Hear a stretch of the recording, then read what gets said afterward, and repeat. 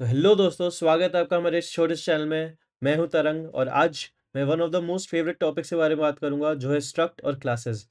ये वीडियो सिर्फ स्ट्रक्ट के ऊपर फोकस करेगा और हमारा नेक्स्ट वीडियो क्लासेस और इन दोनों के बीच के डिफरेंसेस के ऊपर फोकस करेगा। तो कीबोर्ड संभालिए, कोडिंग शुरू होती है।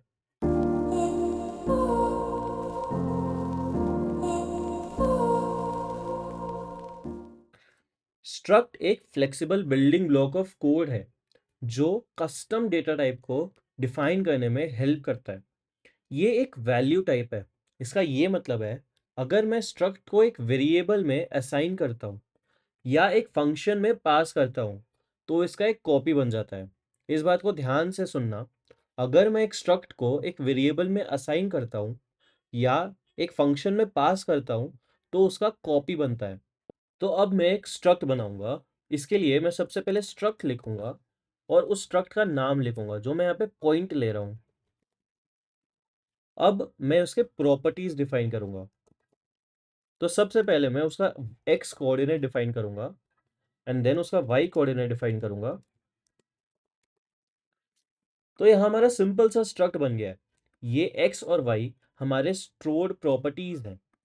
अब हर एक पॉइंट वेरिएबल के अंदर हमारा एक्स और वाई का वैल्यू रहेगा ही रहेगा। तो चलिए अब हम लोग इंस्टेंसेस बना के देख लेते हैं। तो मैंने सिंपली एक P1 नाम का पॉइंट क्रिएट किया है, जिसके x और y के वैल्यू मैंने असाइन कर दिए। अब स्विफ्ट स्ट्रक्ट को ऑटोमेटिकली मेंबर वाइज इनिशियलाइज करने के लिए अलाउ करता है, इसलिए हमें x और y के वैल्यू सीधे मिल गए। अब अगर हम लोग एक इंस्टेंस बनाना चाहे P1 से P2, तो मैंने यहाँ पे P2 is equal to P1 किया है। तो याद कीजिए, मैंने सबसे स्टार्टिंग में आपको एक बात बोली थी, अगर हम लोग एक स्ट्रक्ट को एक वेरिएबल में असाइन करते हैं तो उसकी कॉपी बनती है। तो यहाँ पे P1 की कॉपी बनी है। अब अगर मैं आगे जाके P2 का कोई भी वैल्यू चेंज करूँ, तो P1 उससे अफेक्ट नहीं होगा। P1 और P2 अपने अलग अलग रास्ते जा चुके हैं।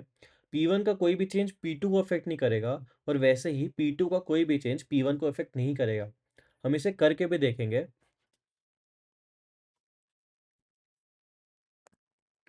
तो जैसा कि आप देख सकते हो, मैंने इनिशियली P1 की वैल्यू 1 और 2 ली है। अब मैंने उसे P2 में असाइन किया है, लेकिन उसके बाद P2 की वैल्यू जाके 10 रख दी है। P2 के x की वैल्यू 10 रख दी है। अब हम दोनों को प्रिंट करके देख लेते हैं। तो जैसा कि आप देख सकते हो, हमारे P1 के x की वैल्यू 1 ही रह गई, लेकिन हमारे P2 की x की वैल्यू 10 हो गई।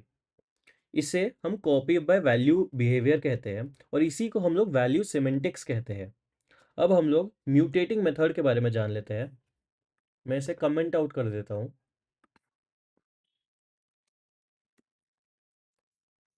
और अब हम लोग एक स्ट्रक्ट बनाएंगे।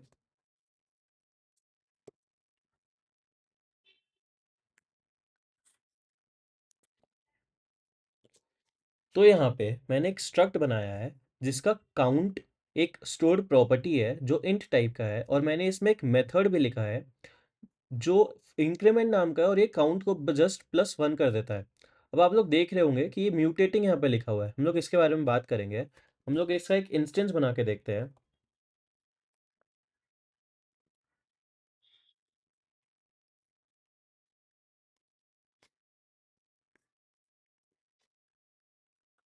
तो जैसा कि आप देख सकते हो, मैंने यहाँ पे C1 नाम का एक काउंटर का इंस्टेंस बनाया और C1 डॉट इंक्रीमेंट को कॉल किया। अब हम लोग इसे प्रिंट करके देखते हैं। लेट्स सी इसका वैल्यू क्या आता है। तो जैसा आप देख सकते हो, इसका वैल्यू 1 आया है। अब मैं आपको बताता हूँ म्यूटेटिंग है क्या। जब भी आप स्ट्रक्ट के खुद के मेथड से उसके खुद के स्टोर्ड प्रॉपर्टी को चेंज करने की कोशिश करते हो, तो उसके लिए आपको उस फंक्शन के सामने म्यूटेटिंग लगाना पड़ता है। अगर आप चाहते हो कि ये काउंट जो एक स्टोर्ड वैल्यू है, उसको आप उसी के फंक्शन से, उसी के स्ट्रक्ट के फंक्शन से चेंज करो, तो आपको उस फंक्शन के सामने म्यूटेटिंग लगाना पड़ेगा। अभी जैसे ही मैंने C1 इज टू काउंटर एक इंस्टेंस क्रिएट किया और उसका C1 dot increment function call किया, तो क्योंकि उसके सामने म्यूटेटिंग लगा था, इसीलिए ही वो चेंज हो पाया हमारा काउंट का वैल्यू। अब हम लोग एक और कंसेप्ट के बारे में देखते हैं। अगर मैं यहाँ पे लेट C2 बनाऊं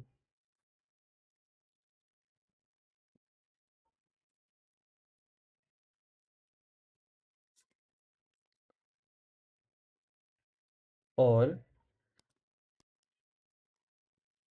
C2 डॉट इंक्रीमेंट करना चाहूँ तो हमें एक एरर आएगा, जैसा आप देख भी सकते हो, क्योंकि ये यहाँ पे लेट यूज हो गया है। इसीलिए अगर किसी भी इंस्टेंस को लेट से बनाया हो तो वो पूरा स्ट्रक्ट ही, वो पूरा इंस्टेंस ही इम्यूटेबल हो जाता है। अगर उस स्ट्रक्ट में वैर प्रॉपर्टीज हो तब भी वो मॉडिफाई नहीं हो सकता। अब हम लोग जल्दी से छोटे छोटे कंसेप्ट देख लेते हैं। तो मैं आपको एक कोड दिखाता हूँ। यहाँ पे मैंने एक रेक्टेंगल स्ट्रक्ट बनाया है। इसका दो स्टोर्ड प्रॉपर्टीज है, विड्थ और हाइट। यहाँ पे एरिया हमारा कंप्यूटेड प्रॉपर्टी है, ये स्टोर्ड वैल्यू नहीं है। इसमें हमारे कैलकुलेशंस हो रहे हैं और फिर रिटर्न हो रहा है, तो ये हमारा कंप्यूटेड प्रॉपर्टी है। अब एक और छोटे से कंसेप्ट को देख लेते हैं। तो यहाँ पे मैंने एक टेम्परेचर के स्ट्रक्ट को बनाया है। इस पे मैंने डिड सेट का यूज़ किया है। तो डिड सेट या विल सेट वो मेथड्स होते हैं जो आपको प्रॉपर्टी के वैल्यू चेंज होने पे रिएक्ट करने देते हैं। जैसे ही प्रॉपर्टी का वैल्यू चेंज होगा, ये ब्लॉक एग्जीक्यूट होगा। तो अब हम लोग ये देखेंगे कि स्ट्रक्ट कब कब यूज़ होता है। अगर आपका डेटा टाइप वैल्यू को रिप्रेजेंट करता हो, जैसे कि पॉइंट, कलर, साइज, तो हम लोग स्ट्रक्ट का यूज़ करेंगे। अगर आपको इम्यूटेबिलिटी बाय डिफ़ॉल्ट चाहिए तो हम लोग स्ट्रक्ट का यूज़ करेंगे। अगर आपको थ्रेड सेफ्टी और प्रिडिक्टेबिलिटी चाहिए तो हम लोग स्ट्रक्ट का यूज़ करेंगे। तो आज के लेक्चर में हमने जाना स्ट्रक्ट क्या होता है, इसके प्रॉपर्टीज़ को भी जाना, और हमने इसको डेप्थ में एक्सप्लोर किया। अब अगले लेक्चर में हम लोग क्लासेस को पढ़ेंगे और इन दोनों के डिफरेंसेस को भी जानेंगे। तो होप सो आपको ये वीडियो पसंद आया हो। अगर पसंद आया हो तो प्लीज़ लाइक, शेयर, सब्सक्राइब ज़रूर करें। कुछ भी फीडबैक हो तो कमेंट में ज़रूर डालें और क्वेश्चंस भी प्लीज़ डालें, मैं ज़रूर आंसर करूँगा। तो मिलता हूँ आपसे नेक्स्ट लेक्चर में, तब तक के लिए हैप्पी कोडिंग।